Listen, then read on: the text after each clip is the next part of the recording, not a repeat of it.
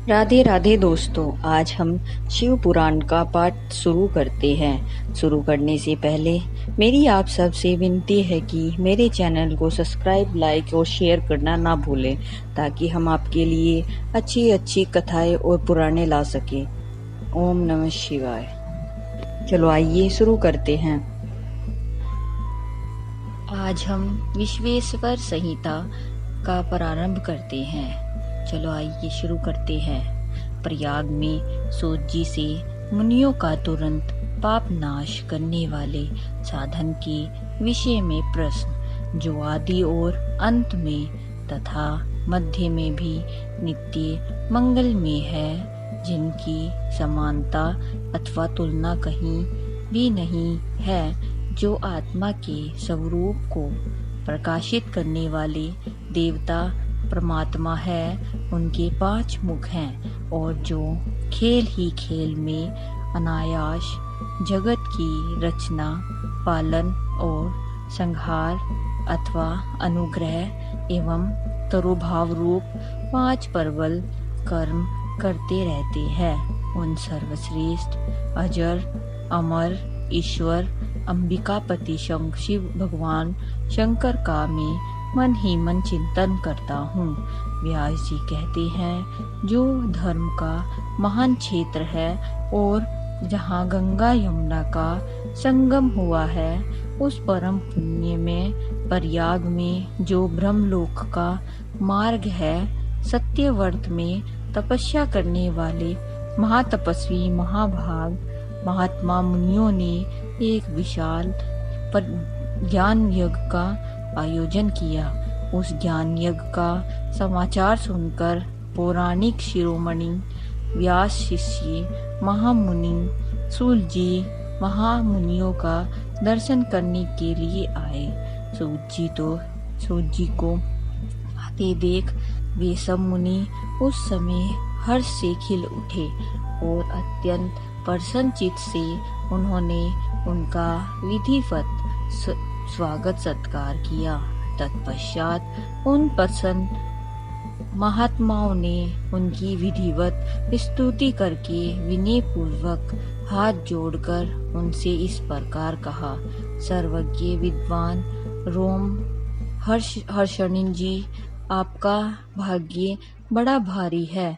इसी से आपने व्यास जी के मुख से अपनी प्रसन्नता के लिए ही संपूर्ण पुराण विद्या प्राप्त की। इसीलिए आप आश्चर्य स्वरूप कथाओं के भंडार हैं। ठीक उसी तरह जैसे रत्नाकर समुद्र बड़े बड़े सारभूत रत्नों का आगार है। तीनों लोकों में भूत, वर्तमान और भविष्य तथा और भी जो कोई वस्तु है, वह आपसे अज्ञात नहीं है। आप हमारे सौभाग्य से इस अज्ञान यज्ञ का दर्शन करने के लिए यहाँ पधार गए हैं और इसी व्याज से हमारा कुछ कल्याण करने वाले हैं, क्योंकि आपका आगमन निरर्थक नहीं हो सकता।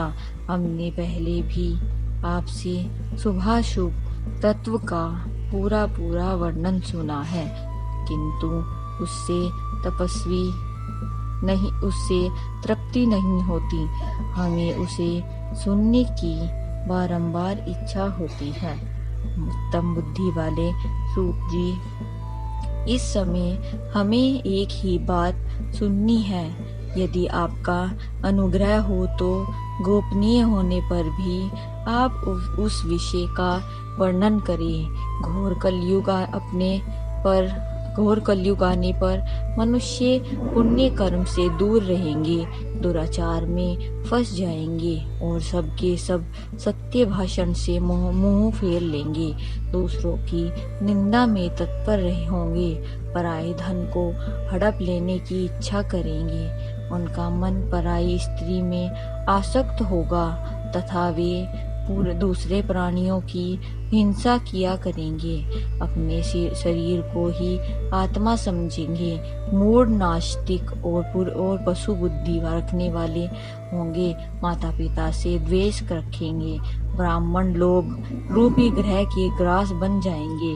वेद बेचकर जीविका चलाएंगे। धन का उपार्जन करने के लिए ही विद्या का अभ्यास करेंगे और मद से मुँह रहेंगे।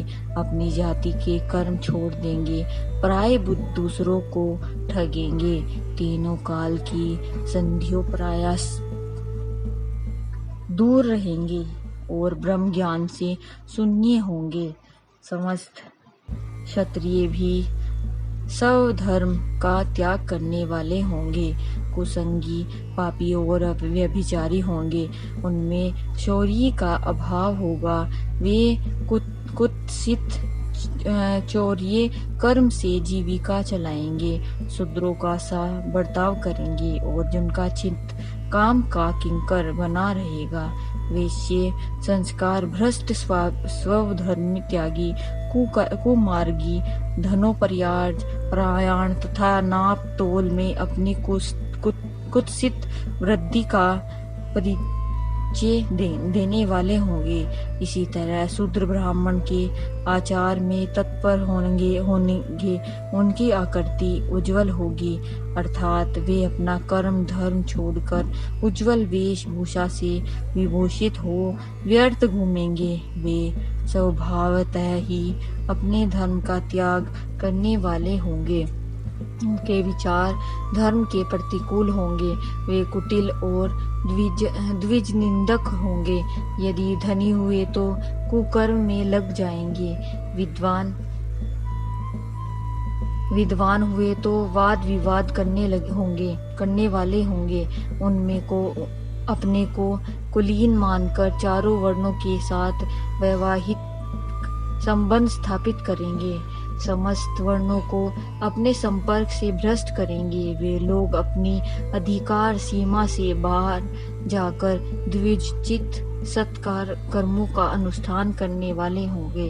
कलयुग की स्त्रियां प्राय सदाचार से भ्रष्ट और पति का अपमान करने वाली होंगी। सास ससुर से द्रोह करेंगी, किसी से भय नहीं मानेंगी, मलिन भोजन करेंगी, कुत्सित भाव में तत्पर होंगी। उनका शील स्वभाव बहुत बुरा होगा और वे अपने पति की सेवा से सदा ही विमुख रहेंगी। सूत जी, इस तरह उनकी बुद्धि नष्ट हो जाएगी।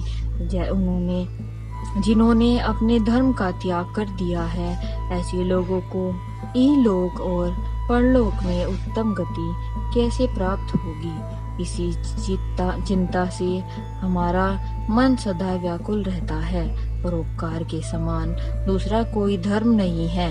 अतः जिस छोटे से उपाय से इन सबके पापों का तत्काल नाश हो जाए, उसे इस समय कृपया पूर्वक बताइए, क्योंकि आप समस्त सिद्धांतों के ज्ञाता हैं।